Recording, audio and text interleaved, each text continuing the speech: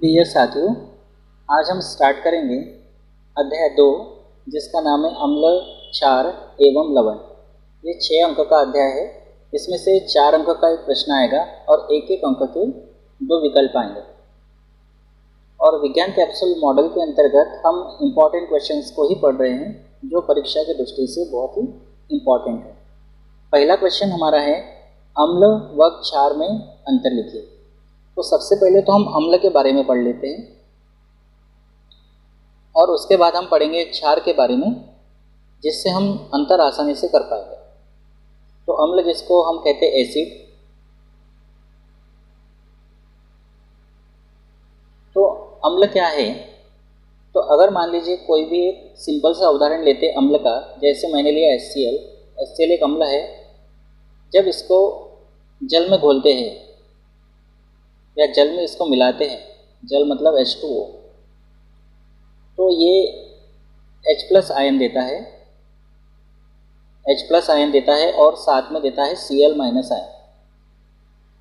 या फिर हम इसको H+ को इस तरीके से भी दिखा सकते हैं, इस H+ को इसके साथ दिखा के H3O+, क्योंकि H2O ये पहले से है और एक H इसमें जुड़ जाएगा तो 2 H पहले से है और एक H इसमें जुड़ जाएगा तो 3 H हो जाएंगे और प्लस इसके ऊपर आ जाएगा। अगर आप सिर्फ H+ बोलते हो तो इसको कहना पड़ेगा प्रोटॉन, लेकिन अगर आप H3O+ आयन बोलते हो तो इसको बोलना पड़ेगा हाइड्रोनियम आयन। हाइड्रोनियम आयन, ये नियम शब्द इसलिए लगता है क्योंकि प्लस है, हाइड्रोनियम आयन। तो आप दोनों रूप में इसको परिभाषित कर सकते हो कि अम्ल क्या होते हैं। तो अम्ल का मतलब है जो जल में घुलकर या तो H+ आयन देते हैं या फिर H3O+ आयन यानी हाइड्रोनियम आयन देते हैं, हम उसको अम्ल कहते हैं। तो ये अम्ल की परिभाषा हो जाएगी। उसके बाद अगर इसके स्वाद के बारे में बात करते हैं, तो जो अम्ल होते हैं ये अम्ल स्वाद में खट्टे होते हैं। अम्ल स्वाद में खट्टे होते हैं। अगर pH मान देखें, pH मान, तो एक pH स्केल होती है जिसमें 0 से 14 तक अंक होते हैं। और अगर अम्ल की बात करें तो जो pH मान होता है वो 7 से कम होता है। तो pH मान होगा 7 से कम। अगर किसी विलयन का pH मान 7 से कम है तो वो अम्ल होता है। अगर किसी विलयन का pH मान 7 से अधिक है तो वो क्षार होता है। और pH मान अगर 7 है तो वो उदासीन होता है। तो जो अम्ल होते हैं उसका pH मान 7 से कम होता है। अगर हम छूकर देखते हैं अम्ल को, छूने पर, तो अम्ल को छूने पर हमारे हाथ जो है रफ हो जाते हैं, या हम कह सकते हैं कि खुरदुरे हो जाते हैं। अम्ल को छूने पर हाथ खुरदुरे हो जाते हैं। और एक और इसमें हम पॉइंट पढ़ेंगे, उदासीनीकरण क्रिया।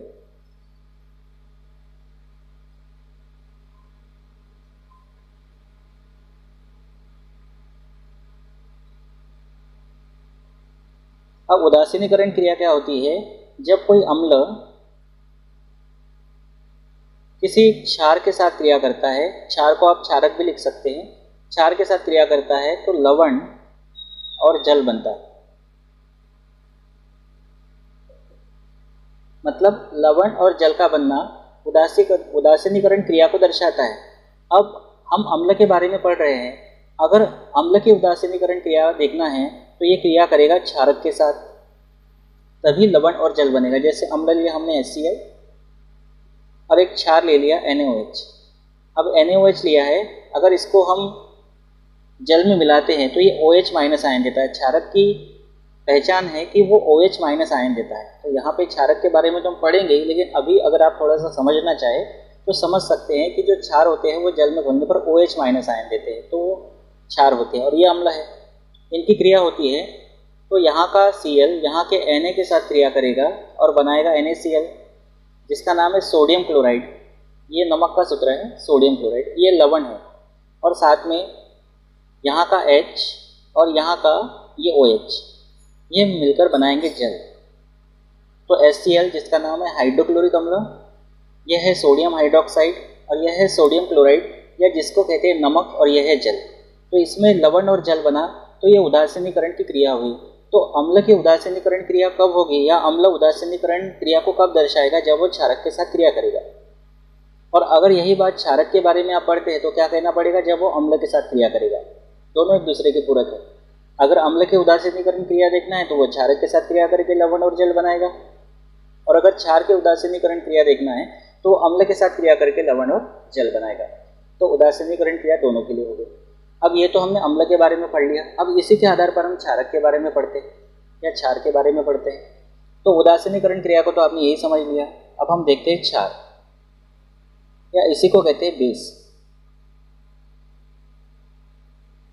तो क्षार क्या होते हैं, जैसा कि मैंने आपको बताया, अगर मैंने NaOH को लिया और इसको अगर हमने जल में घोला तो ये देगा Na+ और OH-।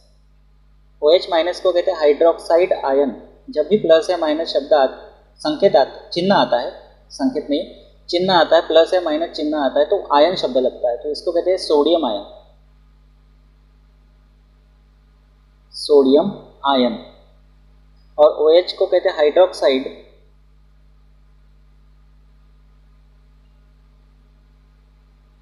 हाइड्रोक्साइड और शब्द जुड़ेगा आयन। मतलब क्षार क्या होते हैं, क्षार जल में घुलकर, जल में अगर इसको घोलते हैं तो जल में घुलकर क्या देते हैं, OH- आयन देते हैं, उसको हम कहते हैं क्षार। अगर बात करें इसके स्वाद की, तो जो क्षार होते हैं वो स्वाद में कड़वे या कसेले होते हैं, कड़वे या कसेले होते हैं ये। उसके बाद pH मान की बात करते हैं। pH मान, तो जो क्षार है उसका pH मान 7 से अधिक होता है, 7 से अधिक। उसी प्रकार एक पॉइंट हमने इसमें देखा था, छूने पर। जब हम क्षार को छूते हैं तो हमारे जो हाथ है वो हाथ चिकने हो जाते हैं। हम लोग को छूते हैं तो खुरदरे हो जाते हैं, लेकिन क्षार को जब छूते हैं तो चिकने हो जाते हैं। और उदासीनीकरण क्रिया तो आपने देखी। अगर क्षारक की उदासीनीकरण क्रिया देखना है तो अम्ल के साथ क्रिया करके लवण और जल बनाता है। तो इस तरह से हमने कौन कौन से पॉइंट देखे, एक तो हमने देखी परिभाषा, दूसरा हमने देखा स्वाद,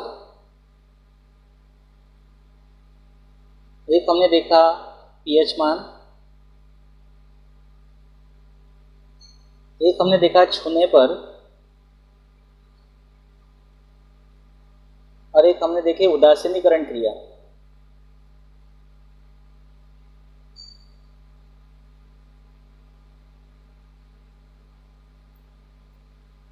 एक इसमें और छूट गया दोनों के लिए, अम्ल और क्षार के लिए, वो है लिटमस प्रभाव, या इसको कह सकते हैं आप लिटमस परीक्षण।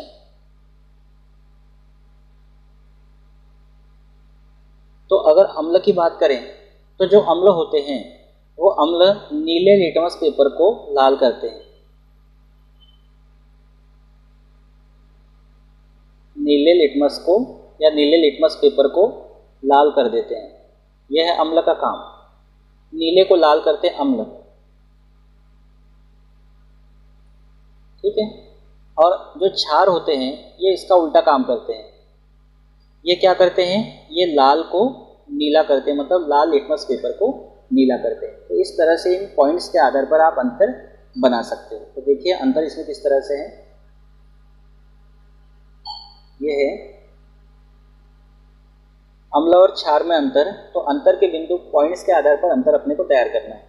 सबसे पहले परिभाषा, अम्ल जल में घुलकर H3O+ यानी हाइड्रोनियम आयन देते हैं, क्षार जल में घुलकर OH- आयन देते हैं। स्वाद, ये स्वाद में खट्टे होते हैं, ये स्वाद में कड़वे होते हैं। लिटमस प्रभाव या लिटमस परीक्षण, अम्ल नीले लिटमस पेपर को लाल कर देते हैं, क्षार लाल लिटमस पेपर को नीला कर देते हैं। pH मान, अम्ल का pH मान 7 से कम होता है, क्षार का pH मान 7 से अधिक होता है। छूने पर, इसे छूने पर, अम्ल को छूने पर हाथ खुरदरे यानी रफ हो जाते हैं, और क्षार को छूने पर हाथ चिकने हो जाते हैं। उसी प्रकार उदासीनीकरण की क्रिया है, यह मतलब अम्ल क्षार को उदासीन कर देता है और लवण एवं पानी यानी जल बनाता है, और क्षार जो है वो अम्ल को उदासीन कर देता है और लवण और पानी यानी जल बनाता है। तो इस तरह से क्वेश्चन हो गया पहला।